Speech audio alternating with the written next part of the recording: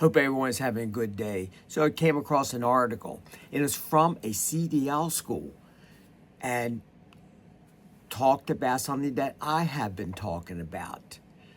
So let's get it right into the article. It's from Route Ready CDL Academy.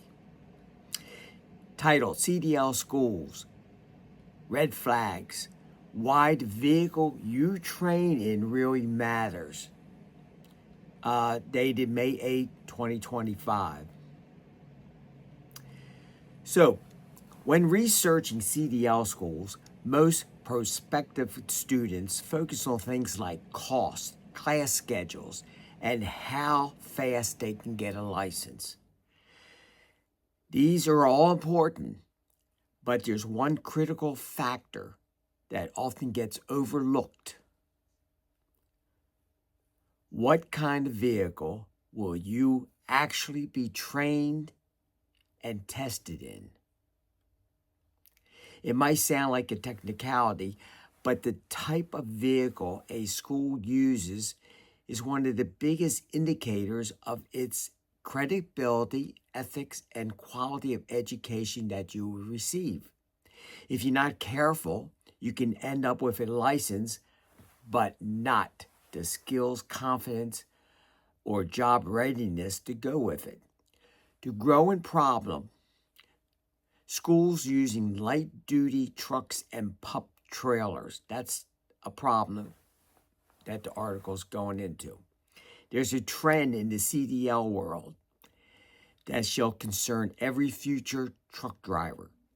Some schools are using the easiest vehicle configuration to train and test their students. Yes, technically it's legal under the FMCSA minimum vehicle weight classification, but here's what really is happening. These setups are not representative of all size Class A commercial vehicles. Students are not learning to operate and maneuver full-size vehicles, trailers. Schools are marketing these programs as quick and easy ways to pass the test. I believe that's true, without fully preparing students for the real world driving. Totally agree with it, that statement. Instructors at these schools often focus on teaching the test instead of training actual drivers.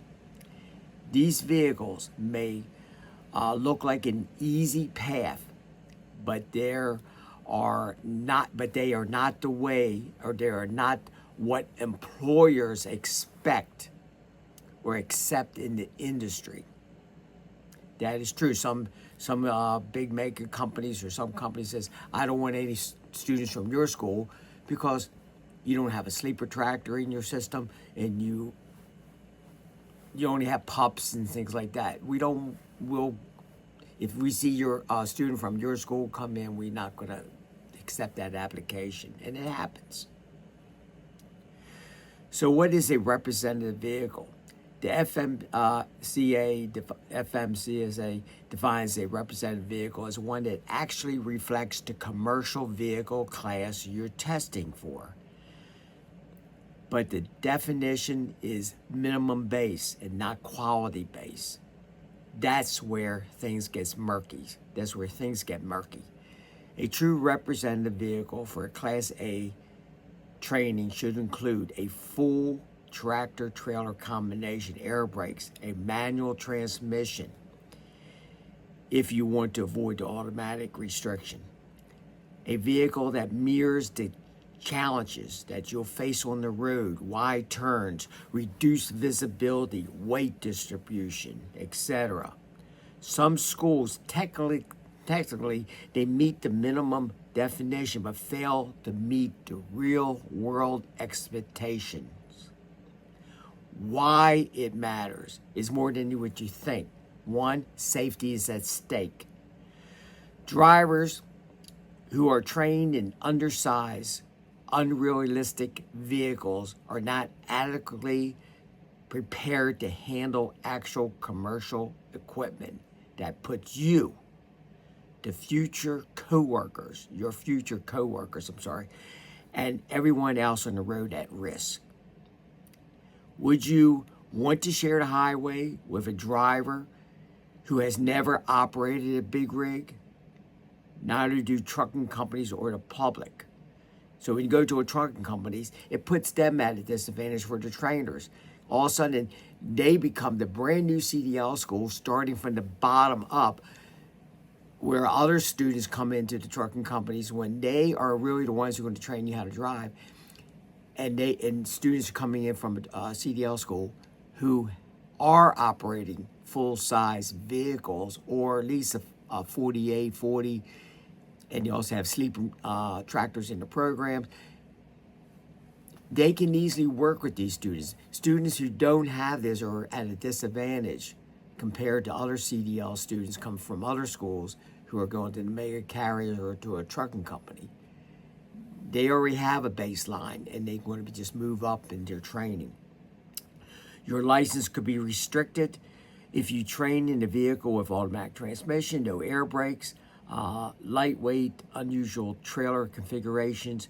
You may receive automatic restrictions on your CDL. This can limit the jobs that you might want to qualify for, force you to retest later in a proper vehicle that you may want to remove these restrictions, cost you more money and time in the long run.